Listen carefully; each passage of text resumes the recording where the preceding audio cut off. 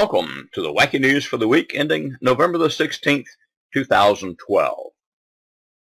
Well, here's a twist for you. The city of Orem, Utah has agreed not to prosecute Seth Dame, but are paying him $2,500 instead. Why, you ask? Well, back on June the 25th, 2012, Dame flipped off a cop, and I guess the cop didn't like it, so he pulled Dame over and gave him a ticket. The American Civil Liberties Union of Utah, they got involved and threatened a lawsuit on behalf of Dame, citing that the cop violated Dame's constitutional right to express himself, which is protected under the free speech rights of the First Amendment, and also his Fourth Amendment right of protection against unlawful search and seizure. Legal Director of the ACLU of Utah, John Maya, said, "Allowing police to detain and charge people for impolite behavior, we grant police wide discretionary power to harass people they do not like. Any police overstep of power to crack down on expression, even rude expression, is therefore worth serious attention." In the settlement, the city of Orem agreed the cop shouldn't have stopped Dane solely for giving him the finger and said it wouldn't happen in the future. The police department also agreed to continue training its police officers about First Amendment protection. Mayo went on to say, various courts have concluded that using your middle finger to express discontent or frustration is expressive conduct protected by the First Amendment. We are very pleased that Orem has responded to our efforts to ensure that everyone's free speech rights are protected. Now, if you think it would be cute to go around flipping off the local police, you'd better think twice, because they may not cite you for giving them the finger, but you can surely bet they'll be looking for other reasons to give you a ticket. 49-year-old Sadat Khan has owned the C-store in Stoneham, Massachusetts for 20 years and has been robbed several times, but this week when a robber pointed a gun at his face and demanded the money from the cash register, Khan calmly went behind the counter as if he was going to open the register, grabbed a cup of chili pepper powder he sprinkles on food, tossed it in the thief's face, and punched him. The would-be robber ran out of the store empty-handed with Khan hot in pursuit. But the robber got away. Khan said, "I'm no hero. I'm just a normal guy trying to run a business." While passing through the scanners at the O.R. Tambo International Airport outside of Johannesburg, South Africa, police spotted diamonds that a 25-year-old man had swallowed in an effort to smuggle the diamonds out of the country.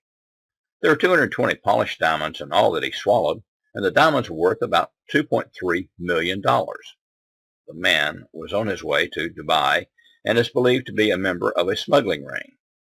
He was arrested and the diamonds were recovered.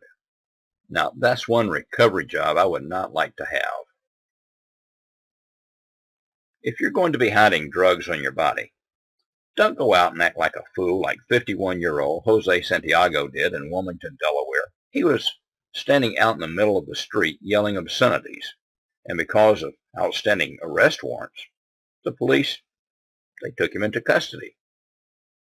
While being searched at the police station, the officers found 2.5 grams of crack cocaine and 2.8 grams of marijuana inside his prosthetic leg.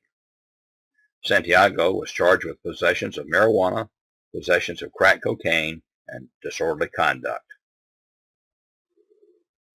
Now, this idiot must have been stoned when he was in front of Hamilton County, Ohio, Common Pleas Court Judge Melba Marsh.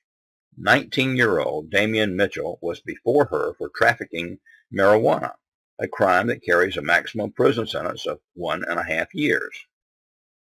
The judge offered Mitchell that if he would go into a treatment program and stop using marijuana, she would not sentence him to jail, and if he stayed off the drugs for months, she would erase the crime from his record. Mitchell said he couldn't do it. He said he liked smoking pot and has been doing it since he was 10. Then the judge asked if he would at least try to quit. He said, "If I put my mind to it, I can, but I won't want to." When he finally agreed to stop smoking weed, he asked the judge, "I know this is probably not the right question to ask, but can I get a little time at least to get one more joint in?" She refused, saying, "No, you can't have one more joint for old time's sake." He's due back in court next week for sentencing. Judge Marsh says, "That's the first time I've ever had a request for marijuana while they're still serving time in jail." Maybe 29-year-old Dana Leland of Central Falls, Rhode Island, has never seen a $100 bill because he tried to make a purchase at a Target store in Attleboro, Massachusetts, with a counterfeit $100 bill with Abe Lincoln's face on it instead of Ben Franklin's. Police said Leland used the fake notes on 3 consecutive days at the Target store to buy items worth less than $25. He was held on a $1,000 cash bail after pleading not guilty.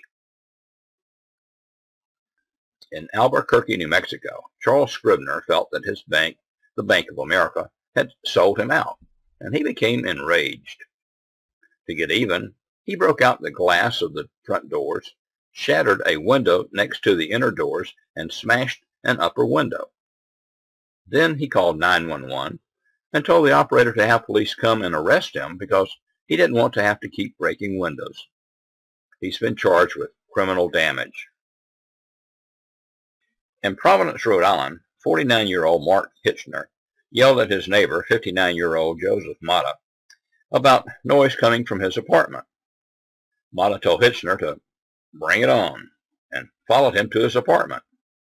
Once in his apartment, Hitchner pulled out a flare gun and shot Mata in the neck with it, setting his jacket on fire. Mata declined medical treatment, and Hitchner was charged with assault with a dangerous weapon.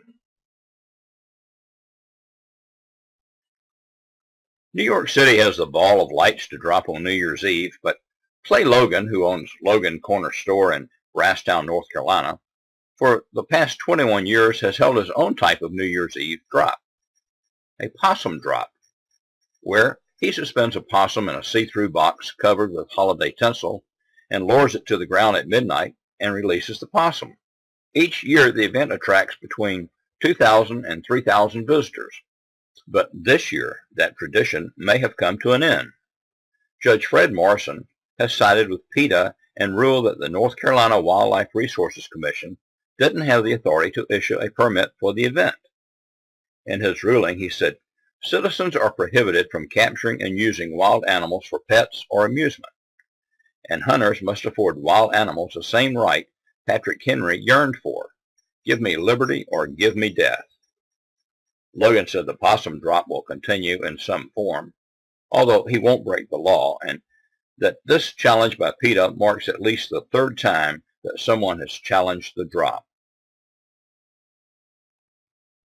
While floating on her stomach with her child in a shallow pool at the Greeley Family Funplex in Greeley, Colorado, a woman's belly button ring became entangled in a drain cover. Firefighters first tried to turn the ring to free her, but then decided to drain the pool while working to manipulate the ring. They finally freed her unhurt.